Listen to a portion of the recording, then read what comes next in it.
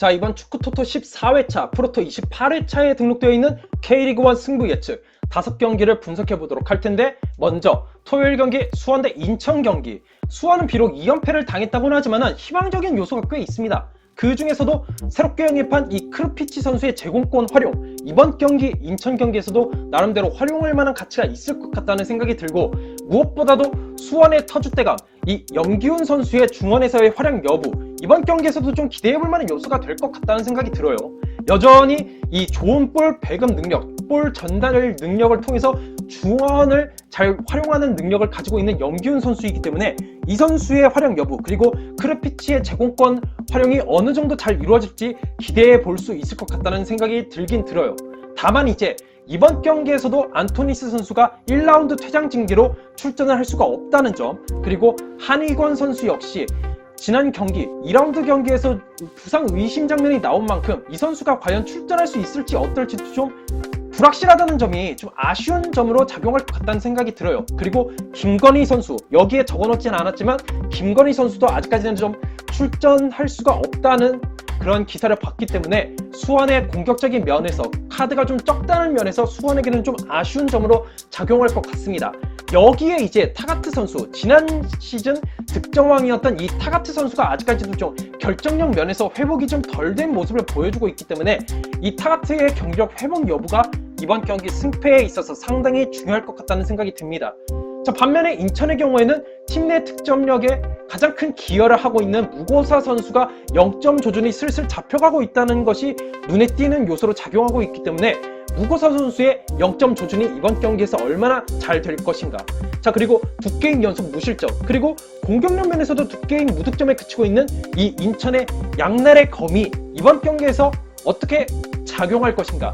어떠한 강점이 굳혀지거나 아니면 어떠한 약점이 굳어지거나 둘 중에 하나가 이번 경기에서 좀 될 것 같은데, 이게 지금 현재로서는 딱 잡기가 좀 그렇습니다. 무실점도 솔직히 불안불안한 무실점이고, 무득점의 경우 가능성이 좀 보이지만은 어쨌든 득점이 터지질 않고 있으니까는 애매한 상황이라고 볼 수 있는 인천의 현 상태. 거기에서 지금 무고사의 은조증이 이번 경기에서 좀 두드러질 경우 헨리가 버티고 있는 이 수원의 수비진을 뚫을 수 없을 가능성도 좀 있을 것 같다. 무고사에 대한 의존증이 지난 성남 경기에서도 꽤 두드러진 만큼 이번 경기에서 이거를 얼마나 잘 탈피할 수 있을 것인가가 상당히 중요할 것 같고, 자, 그리고 마하지 선수가 지난 경기에서 왜 결정을 했는지는 전 아직까지는 자세히는 잘 모르겠는데, 과연 이 마하지 선수가 이번 경기에서 출전을 할 수 있을 것인가. 마하지 선수가 있고 없고의 차이는 수비적인 면에서 좀 더 탄탄해지는 여부가 딱 결정이 되는 요소이기 때문에 마하지 선수의 출전 여부가 좀 인천에게는 중요할 것 같다는 생각이 들어요. 자, 개인적으로 이번 경기는 한 골 싸움으로 좀 번질 가능성이 클 경기라고 생각이 들기 때문에 두 팀 중에 한 팀이 승리할 가능성이 좀 있을 것 같다고 생각이 들긴 들어요. 근데 저는 여기에서 이런 경기이기 때문에 오히려 역으로 좀 꼬아서 무승부로 좀 예측해볼까 합니다.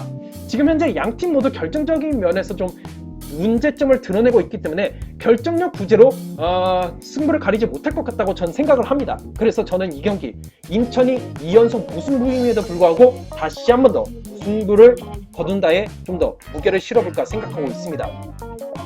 자, 다음으로 이제 강원 대 성남 경기인데, 자, 강원과 성남 모두 공격적인 성향을 드러내고 있는 올 시즌 모습을 보여주고 있는데, 강원의 경우에는 조지환의 측면 돌파, 그리고 김지현의 결정력 면에서의 두드러진 모습, 이런 점에 꽤 기대를 할 수 있을 것 같다는 생각이 들고, 지난 경기에서는 약간 묶이는 모습을 보여줬지만 어쨌든 한국영 선수의 이 볼 전달한 능력, 한국영 선수의 이 플레이가 이번 경기에서도 상당히 중요할 것 같다. 이 선수가 어떻게 살아느냐에 따라서 조지환, 김지현에게도 영향을 미치겠지만은 이 이영재, 김승대 선수의 활약상에도 꽤 영향을 미칠 것 같다는 생각이 들어요.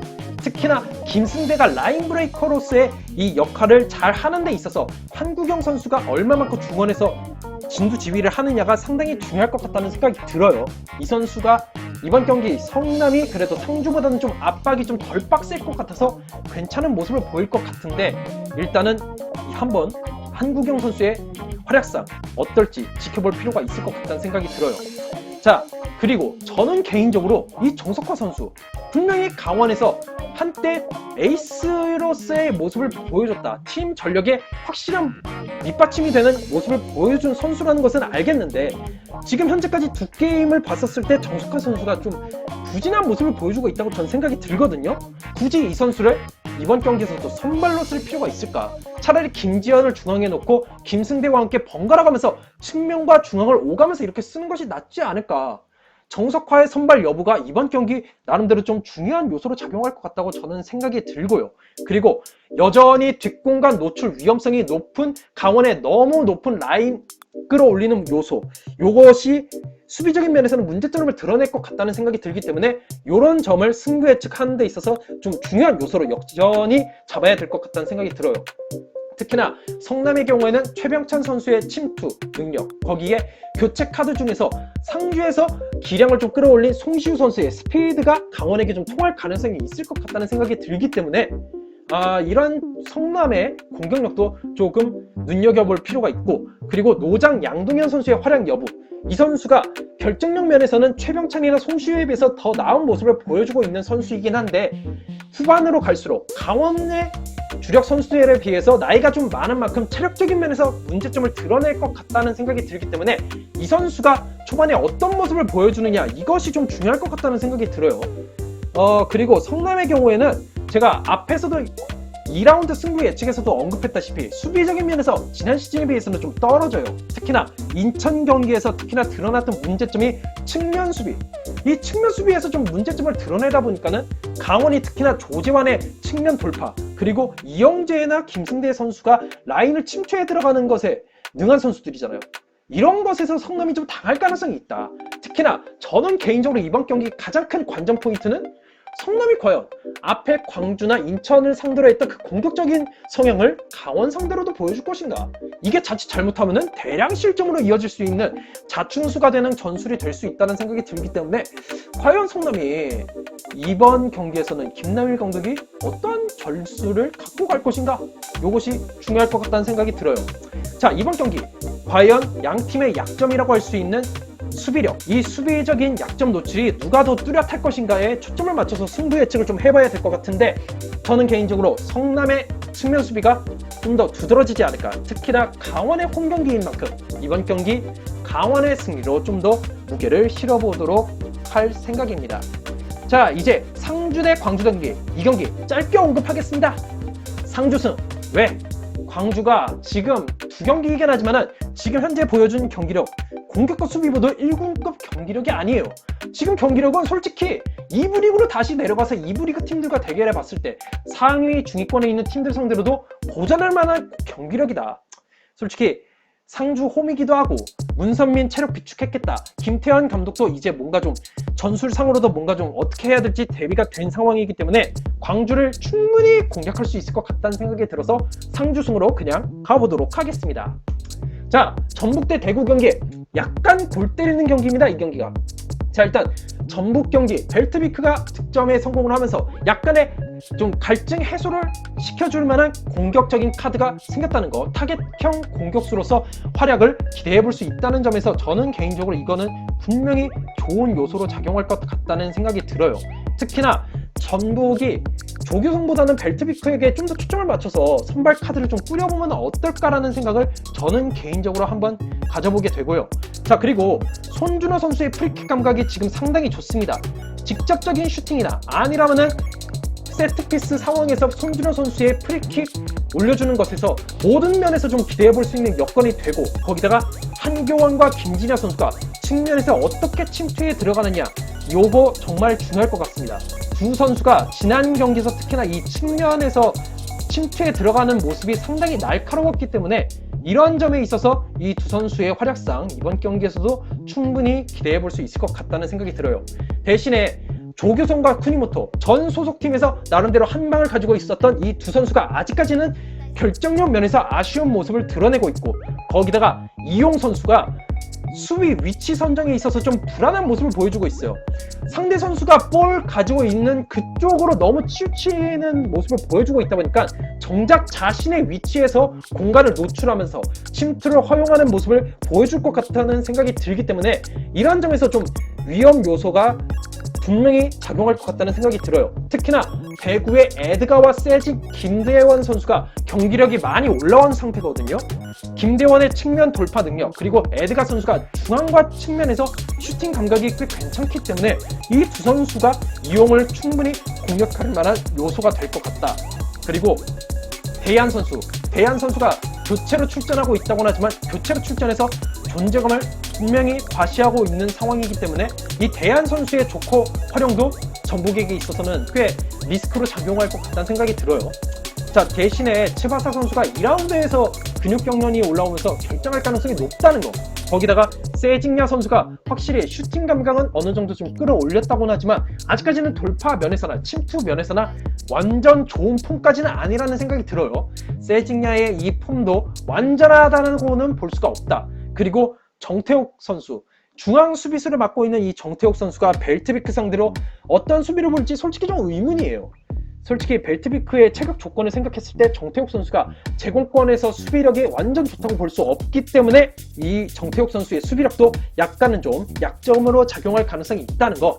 자, 이런 점에서 지난 시즌 전북 원정에서 대구가 오히려 1승 1무 좋은 성적을 거뒀다는 점을 조금 의식을 해서 저는 이번 경기 다시 한 번 더 전북의 무승부를 예측해 보도록 하겠습니다. 과연 전북이 이번 경기에서도 결승골을 넣을지, 아니라면은 대구가 지난 경기의 경기력을 이끌어내서 또 다른 결과를 이끌어낼지, 이 경기는 조금 초점을 잘 잡기가 쉽지가 않습니다. 승부 예측하는데 까다로운 경기라고 볼 수가 있을 것 같습니다. 자, 마지막 경기 울산 대 부산 경기. 울산은 지금 주니오가 득점 관계에 완전 폭발하고 있습니다. 두 게임 연속골, 거기에 이청용, 윤빛가람이 공격했을 때 상당히 위협적인 모습을 보여주고 있다. 특히나 수원에게 밀리는 상황에서 윤빛가람을 공격적으로 끌어올리니까는 공격에서 포텐을 터뜨리잖아요.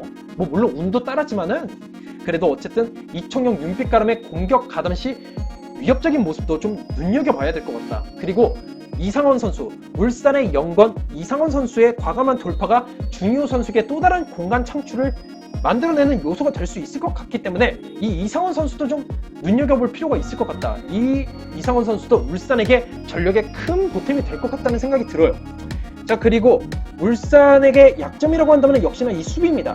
수원전에서 특히나 두드러졌던 문제점이 상대방을 압박하는 데 있어서 좀 느슨하다. 그러다 보니까는 중거리 슈팅이나 크로스를 잘 허용하면서 실점으로 연결되는 장면이 노출이 됐잖아요. 자칫 잘못하면은 부산의 호물러 선수를 중심으로 한 이 부산의 공격력이 한번 통해가지고 실점을 내줄 수가 있다는 거. 이런 점에서 울산의 불안 요소가 충분히 있다는 점에서는 약간은 좀 승리를 무조건 장담하기에는 약간은 애매해요. 약간은 애매한데 그래도 부산의 가장 큰 약점은 공중볼 처리. 공중볼 처리에서 어려움을 겪는 수비력이 부산에게는 가장 큰 약점이기 때문에 특히나 측면 공격에 강한 울산, 그리고 주니오 선수가 제공권에서도 또 득점 잘 터뜨리잖아요. 그러니까는 이번 경기 분명히 주니오에게 실점할 가능성이 있다. 그래서 저는 개인적으로 이번 경기는 수원전처럼 쫄리는 일은 없을 것 같다. 주니오의 득점력이 이번 경기에서도 포텐을 터뜨리면서 울산이 가볍게 이기지 않을까 생각을 해보게 됩니다. 자, 승부의 측을 요약해드리자면 수원 인천 경기는 분명히 한쪽으로 승부가 기울 것 같은데 저는 여기서 역으로 생각해서 무승부를 찍어봤고, 강원과 성남 경기는 강원의 승리로, 상주와 광주 경기는 상주 상무 승리, 그리고 전북 대구 경기는 약간 좀 애매하긴 한데 무승부로 일단은 한번 찍어봤고, 울산 부산 경기는 울산 현대 승리로 제가 한번 가봤습니다. 자, 그리고 축구 토토에 등록되어 있는 K2 리그 경기 안양과 경남 경기는 간단하게만 언급하겠습니다. 두 팀 모두 지금 상황이 좋지 않은 상황인데 가장 취약점은 역시나 수비입니다. 두 팀 모두 수비적인 면에서 너무나도 취약한 모습을 보여주고 있기 때문에 이런 점에서 두 팀 모두 문제점을 드러낼 것이다.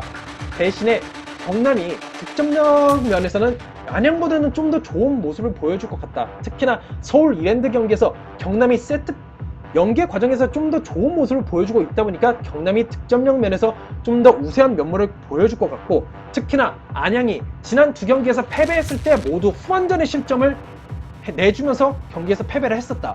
후반 실점 가능성이 높은 안양이기 때문에 저는 이런 면에서 안양의 승리를 배제하고 안양의 무승부와 패배 쪽으로 한번 가보는 것이 어떨까라는 예측을 조심스럽게 해보게 됩니다. 자, 과연 이번 K리그 어떠한 결과가 나올지 제 개인적으로도 상당히 기대가 큽니다. 그리고 다른 리그, 뭐 K2 리그 다른 경기나 아니라면 분데스리가 제가 뭐 프로토에서 찍을 만한 경기들 몇 경기만 조합해서 여러분들에게 영상을 띄울 수 있으면 영상을 띄울 테니까 그 영상도 많이 봐주셨으면 좋겠습니다. 제 영상이 마음에 드시는 분들 구독과 좋아요를 눌러주시길 바라겠습니다. 감사합니다.